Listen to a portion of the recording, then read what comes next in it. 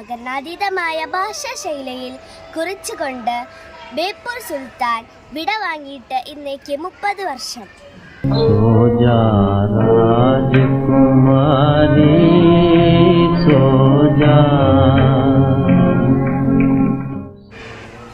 മനുഷ്യ മനസ്സിന്റെ പ്രാധാന്യങ്ങളെ നാട്ടിട വഴി കണ്ടുമുട്ടിയ സഹജീവിക്കായി ബഷീർ എഴുതി വെച്ചു. കണ്ണീരൊഴുകിയ കടലാസിൽ ചിരിയുടെ പുഷ്പങ്ങൾ വിടർത്തിയ ശ്രേഷ്ഠ രചനകൾ അങ്ങനെ മലയാളത്തിൻ്റെതായി.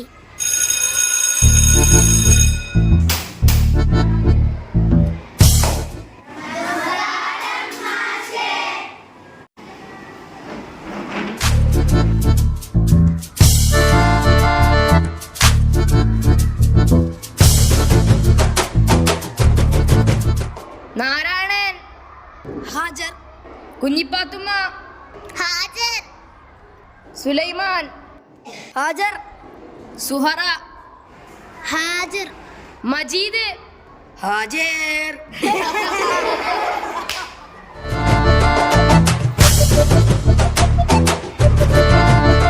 ഒന്നും എത്ര മജീദ് പറയും.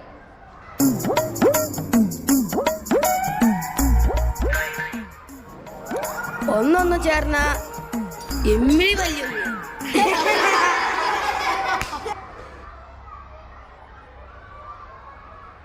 എടാ മണ്ടൻ ശിരോമിണി, ഒന്നും അറിയില്ലല്ലേ? എമ്മിഴി പയ്യൊന്ന്.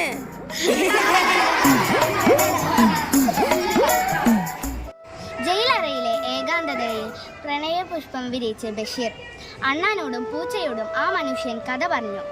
കാൽപ്പനികതയുടെ ലോകത്ത് സഞ്ചരിച്ച ബഷീർ എന്ന പച്ച മനുഷ്യന്റെ കൂട്ടുകാരിയുടെ ഓർമ്മ കടലാസിൽ പകർത്തി ബാല്യകാല സഖി എന്ന പേര് നൽകി.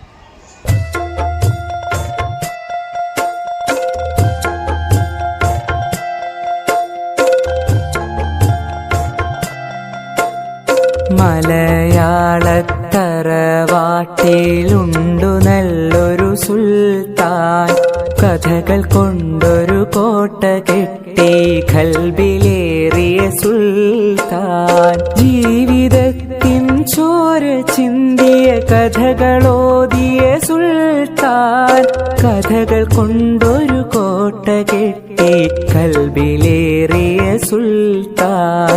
മലയാളത്തറവാട്ടിലുണ്ടു നല്ലൊരു സുൽത്താൻ, കഥകൾ കൊണ്ടൊരു കോട്ട കെട്ടി ഖൽബിലേറിയ സുൽത്താൻ.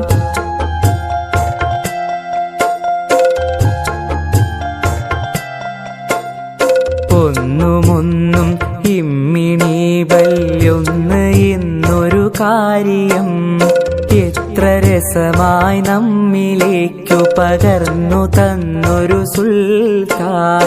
ഒന്നുമൊന്നും ഇമ്മിണി വല്യൊന്ന് എന്നൊരു കാര്യം എത്ര രസമായി നമ്മിലേക്കു പകർന്നു തന്നൊരു സുൽത്താൻ. സ്വാതന്ത്ര്യ സമരഭൂവിൽ കരളുറപ്പോളം പൊരുതി ജയിലറ പോകി ദേശ സ്നേഹിയായൊരു സുൽത്താൻ.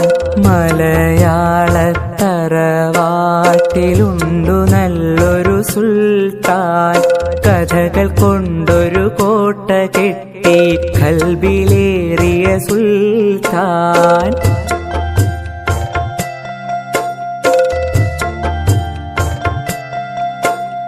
ബാല്യകാല സഖിയും ശബ്ദങ്ങൾ മതിലുപോ.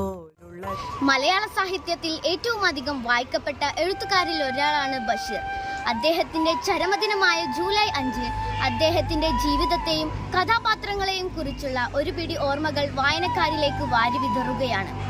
അദ്ദേഹത്തിന്റെ യഥാർത്ഥ സ്മാരകം അദ്ദേഹത്തിന്റെ കൃതികൾ തന്നെയാണ്.